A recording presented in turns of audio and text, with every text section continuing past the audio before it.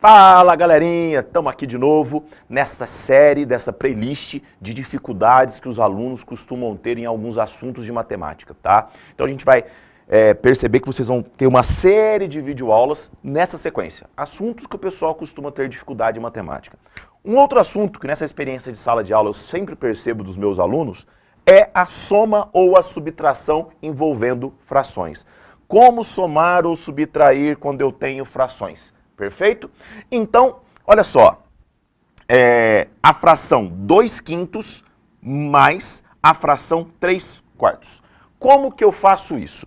Aí, para normalmente você fazer isso daqui, você sempre aprendeu desde lá que você era petitinho, desde lá do fundamental, que na hora de você somar ou subtrair frações, você tem que tirar o mínimo múltiplo comum. Aí, galera, muita gente, eu vou lá, tiro o mínimo múltiplo comum. Nossa, eu aprendi desde pequeno como é que eu tiro o mínimo múltiplo comum. Mínimo múltiplo comum, neste caso, entre 5 e 4. Aí o cara vai lá, beleza, eu aprendi isso. Gaspar, isso eu sei. Como é que eu tiro o mínimo entre 5 e 4? Então eu divido por 2, dá 5, 2. Divido por 2 de novo, dá 5, 1. Aí eu divido por 5, dá 1 e 1, perfeito? 2 vezes 2, 4, vezes 5, 20. Lembrando que a gente tem aí entre essas séries de videoaulas uma videoaula para poder falar de mínimo múltiplo comum. Mas beleza, o meu mínimo múltiplo comum é 20. Aí a pessoa vai lá e fala, o meu mínimo múltiplo comum é 20. Beleza, aí o cara vai lá e coloca 20. E faz tudo mecanicamente. Primeira observação que eu quero fazer, para que a sua dúvida, a sua dificuldade comece a se diluir, é que você entenda o que realmente é o mínimo múltiplo comum aqui. Tá, você concorda com o tio Gaspar que você aprendeu a vida inteira que toda vez que você tem que fazer uma soma envolvendo frações, você sempre depois que você tira o mínimo múltiplo comum, você faz o quê? Você divide pelo de baixo e você multiplica pelo de cima, perfeito? Esse é o raciocínio que você sempre aprendeu. Eu tiro o mínimo múltiplo comum para depois dividir pelo de baixo e multiplicar pelo de cima. Este mínimo múltiplo comum, na verdade, não precisa ser um mínimo múltiplo comum. Tem que ser um múltiplo comum entre 5 e 4. Tem que ser um número que é divisível tanto por 5 quanto por 4. Mas por que, Gaspar? Por quê? Porque eu vou ter que dividir pelo de baixo. E o meu de baixo é o 5 e depois o 4. Então eu tenho que descobrir um número que seja divisível tanto por 5 quanto por 4. Então eu tiro um pouco o peso de mínimo múltiplo comum, aquela coisa mecânica. Não! Se você enxergar, por exemplo, que o 40 é divisível por 5 e é divisível por 4, faz com 40. A vantagem de você fazer com mínimo múltiplo comum, é que a fração já fica mais simplificada. Mas eu quero que você coloque na sua cabeça que você tem que descobrir um número que seja divisível tanto por 5 quanto por 4. O menor deles é o 20.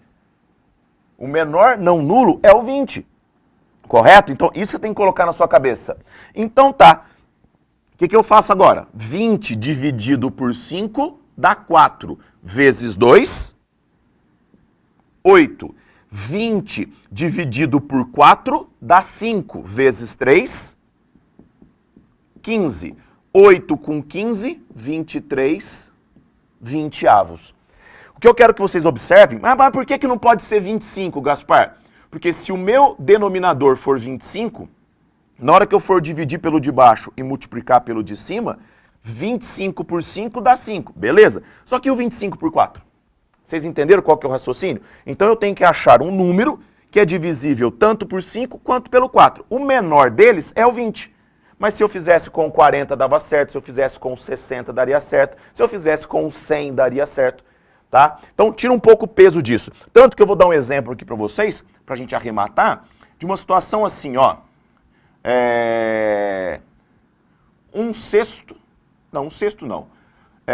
Meio mais 1/3. Meio mais 1/3. Perfeito?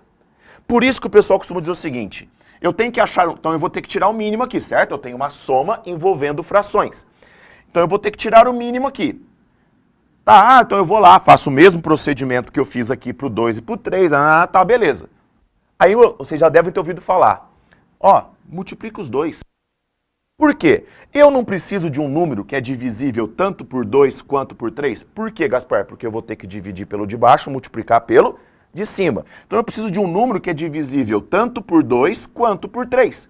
Vocês concordam que o produto entre esses dois números, no caso 2 vezes 3, 6, com certeza vai ser um número divisível por 2 e divisível por 3, porque ele é resultado do produto dos dois.